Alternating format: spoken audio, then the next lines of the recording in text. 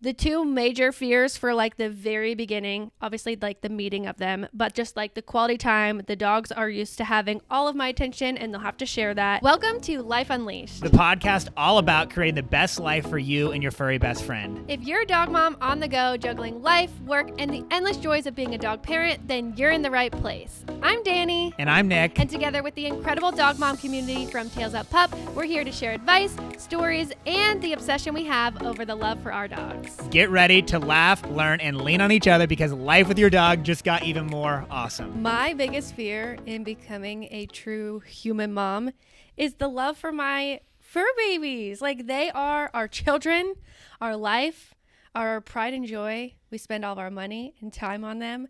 And it's crazy to think that Grace is even here. She's saying, what are you saying? Say, don't replace me, Mom. See? She's scared. Poor Grace. Poor Grace. What perfect timing. Are you a paid actress? They definitely know that something's coming. Yes. They definitely know there is something in my belly, and they definitely know that something is going to change. But I don't think they know how much. Yeah. And I'm also scared because I just give them all of my quality time, and it's gonna be different. So I saw something that I think is really interesting for this topic.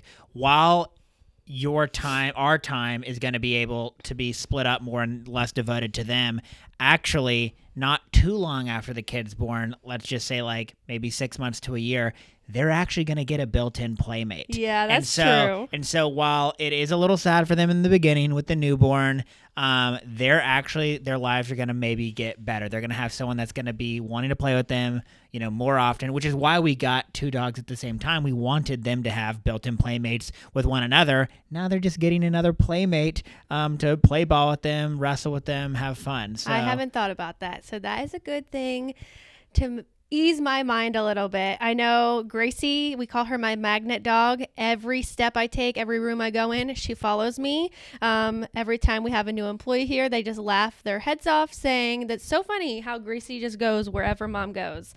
And honestly, she's sitting right next to Danielle mainly because she's trying to show Holly, look, Mom is mine. They definitely have jealousy going on and competition between the two dogs. I think that both of the dogs are really going to love on the baby. And I also think that could be a hard thing because we have to not let them think that they're the parent. We have to let them know that they don't need to tend to the baby every time they cry because you don't want that to become a problem either. Oh, they might have the motherly instinct kicking in and wanting to. I could really see Holly being that way, actually. Yeah, and then she could become overprotective of the baby. So we also have to eliminate that from happening. It's a hard balance, though, because you want them to be comfortable around the baby. You don't want them to be scared of it. But you also don't want them to go too far the other way. So you have to find the perfect balance. Yeah, we still definitely need to do a lot of research about what happens and how to introduce your dog to the baby and just particularly those first few weeks, how that's going. Fortunately, we have a very good case study in Inslee and Cooper. She's told us a lot about that, and I'm sure we're going to learn even more. She basically just said that Cooper ended up getting used to Ava. So someone recommended, and I actually got the course. It's called Dog Meets Baby. And so I haven't taken the course yet, but I'm excited to, and I will share my journey on that as well. And it teaches you how to introduce your dog to your baby. And there's I believe there's two parts of it. It's before what I would take right now to learn for the prep, and then there's an after as well. Oh, that's really cool. So yeah, do you have a link to the course that you could share? Yes, and I will share all of that once I dive into it. Yes, I don't really have too much more information on it because I haven't started it yet. Well, Danielle and I are such planners, but we're not to the point to where we're doing stuff so far out. While we do have a crib, that would just because it was too much of a steal of a deal to pass up. There's some books that I'm waiting to read. I don't want to, and I'm guessing this is why you haven't done the course yet. It's you don't want to take the course months and months ahead of time. You're I can't quite remember all the stuff. Yeah, I was waiting a little bit longer. Yeah. But the one thing I have heard is to have someone bring the baby's blanket home to the dogs before we get home. For the smell? For the scent, yeah, and then they'll at least know. So I will be planning on doing that unless something in the course tells me not to do that and gives a good reasoning why, but I've heard that that's helpful. So, and I believe Inslee did that as well.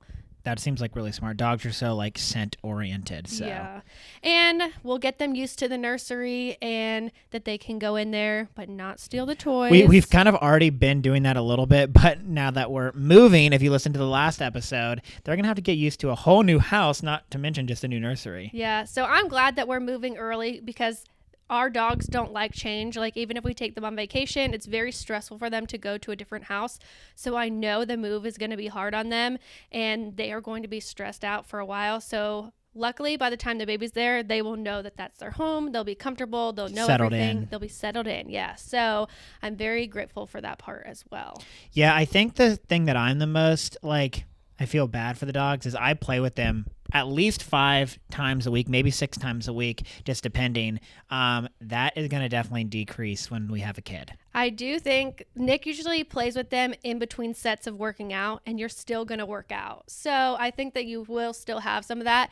And you also take them hiking. We plan to take the baby hiking, and you also just go on your own as well. So you'll definitely still have that. It might be less, but I don't think you'll just completely give up on them. I think the big thing, and I mean, we're really busy already, and like, I feel if you would have asked me before we got dogs, I probably would have been like, I don't know that I'm going to have time to play with them as much as I need to, all this type of stuff. But you integrate them into like your, like the routine. And that's why I play with them during working out, because it's like, well, I know I need to exercise. And so how can I kind of, hit 2 birds with 1 stone, exercise the dogs and exercise myself at the same time. And that's why walks or just playing with them between sets is a great way to do that. And then the kid is just going to fit right into that piece. I think that the hard thing is, and for you and I, we know this with the dogs, you can't explain this to them. Sorry, guys, that the kid, you have to take a back seat to the kid. The kid is more important. Yeah, it's going to be hard.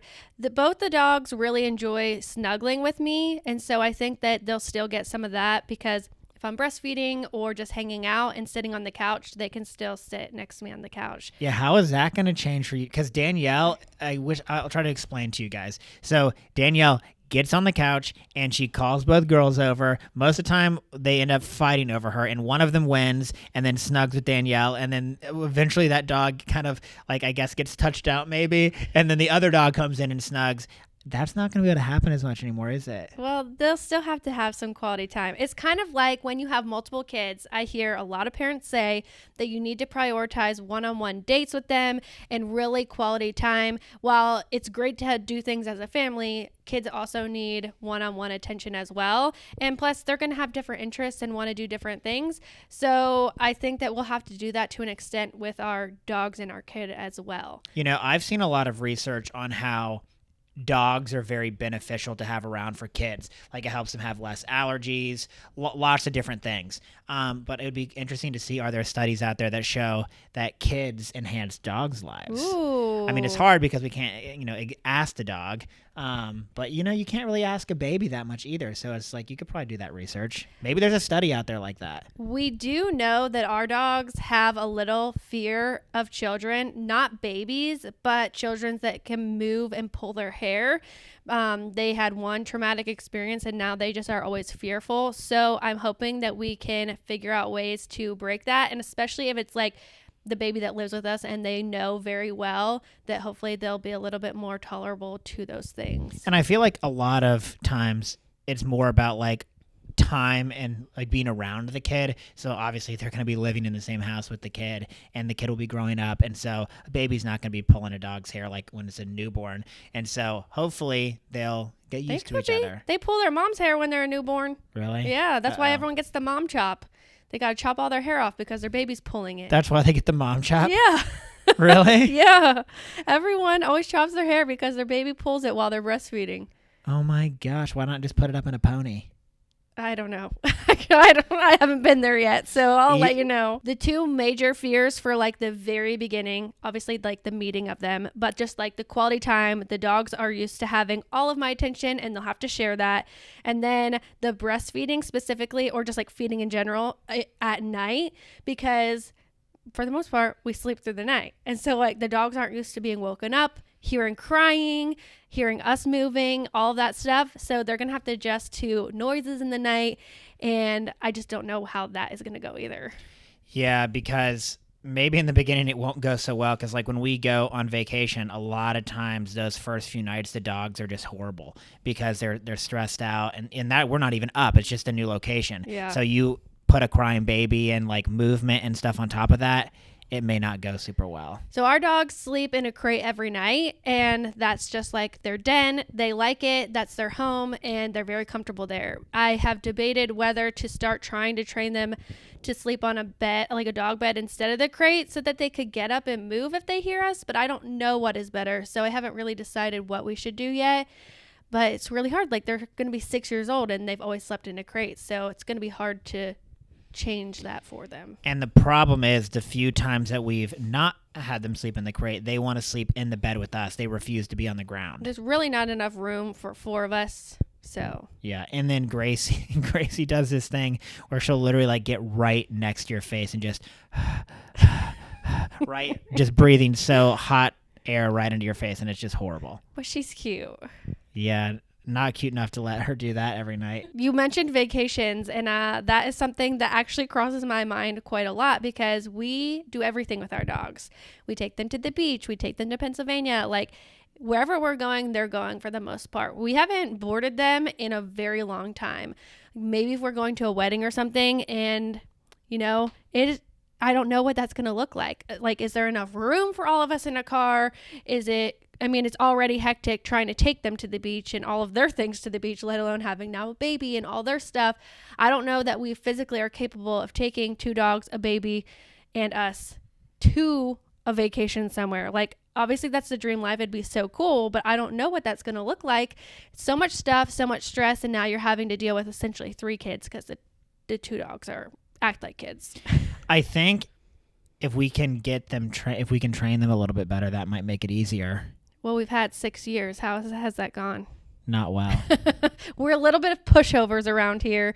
They're just so cute, and we have a hard time really putting them in their place. So they run the show around here. Well, and the thing with training is, when we had Lizzie on, she had said, it's as much about training the human as it is the dog, and we haven't trained ourselves. Yeah, I actually started taking Lizzie's online course about reactive dogs, because really, a lot of the stuff she was saying wasn't even specifically for, a bad dog. Like, I felt like I could relate and use that for Gracie, who is pretty much a great dog.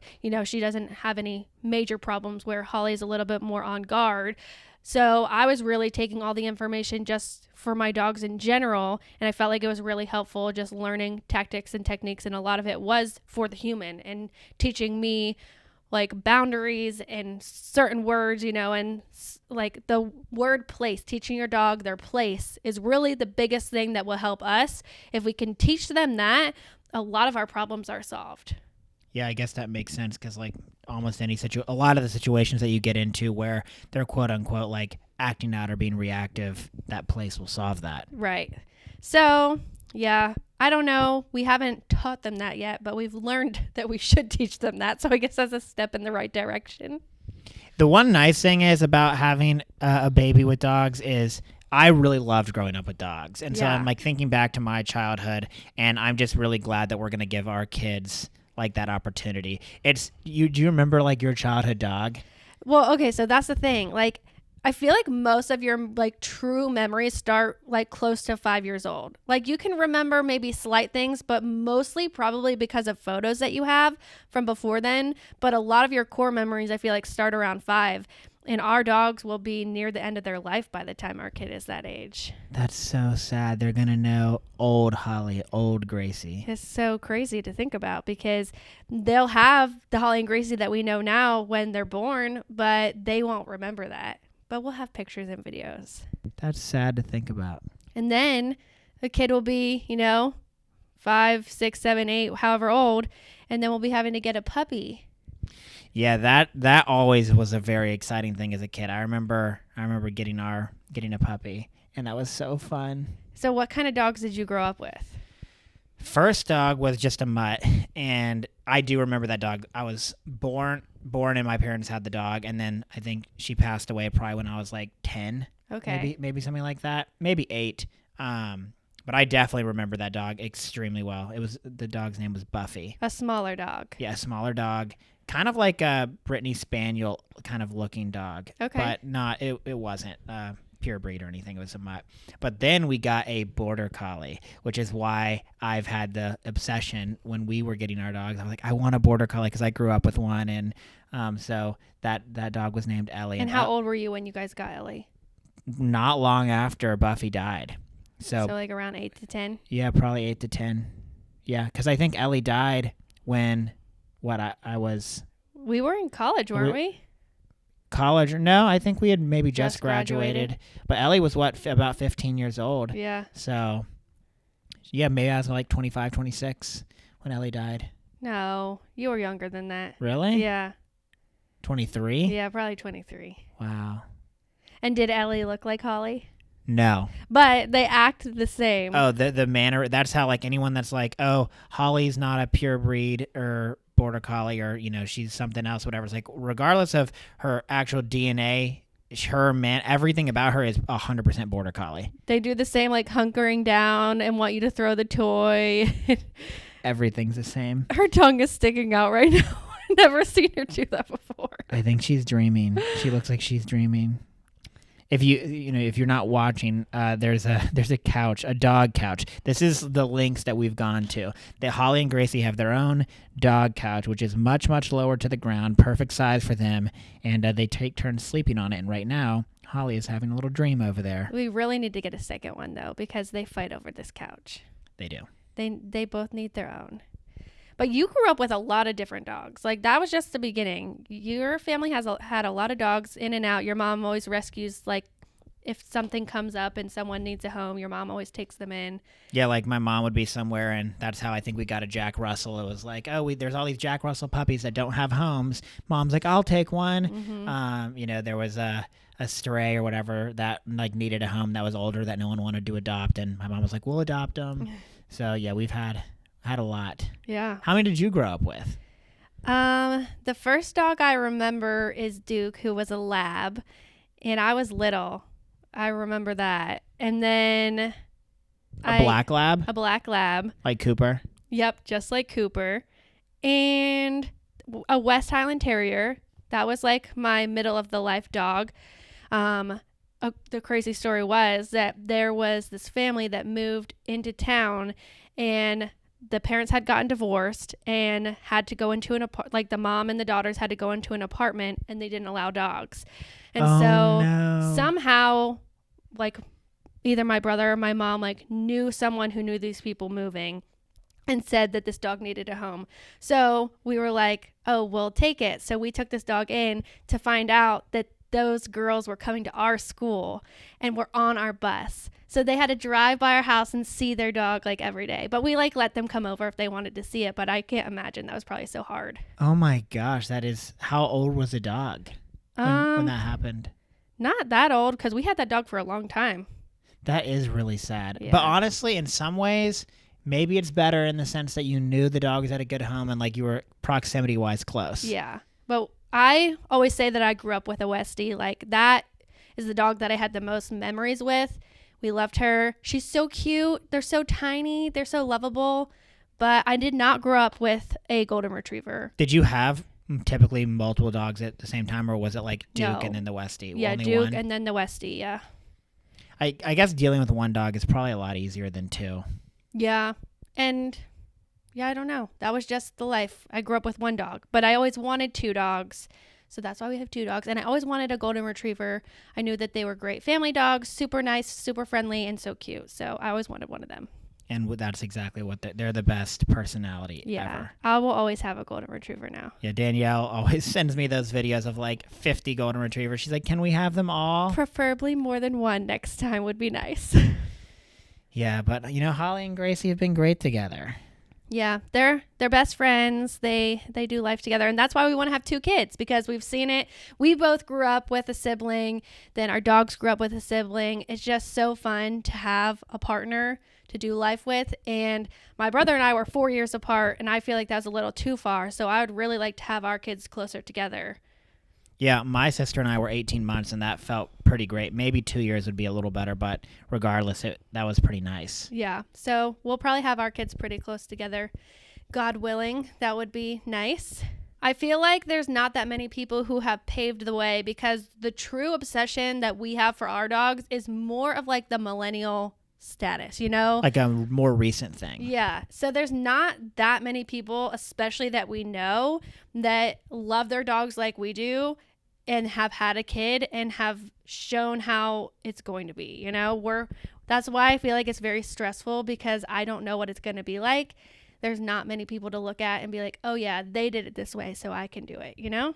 Right. Yeah. You don't want, like, obviously the kid is going to take precedent, like, for sure. They're going to be number one. But at the same time, it's like you feel bad and you don't want your dog to, be neglected. Yeah.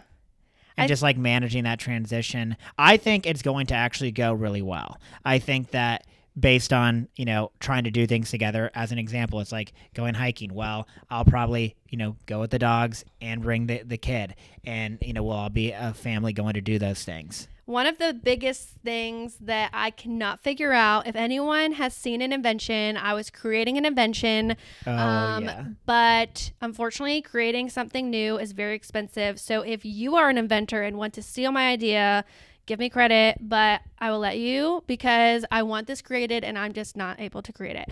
Okay, the invention is something to allow you to walk your dogs and your baby stroller without having to hold your dog. So you guys know that we have a waist leash, but still that would not help. Somehow the dog's leash needs to connect to the front of the stroller so that because dogs like to be in front, but then it not get tangled and it not pull the stroller too hard forward. You have to be in control of everything, but you want your dogs to be able to navigate and not be stuck behind the stroller.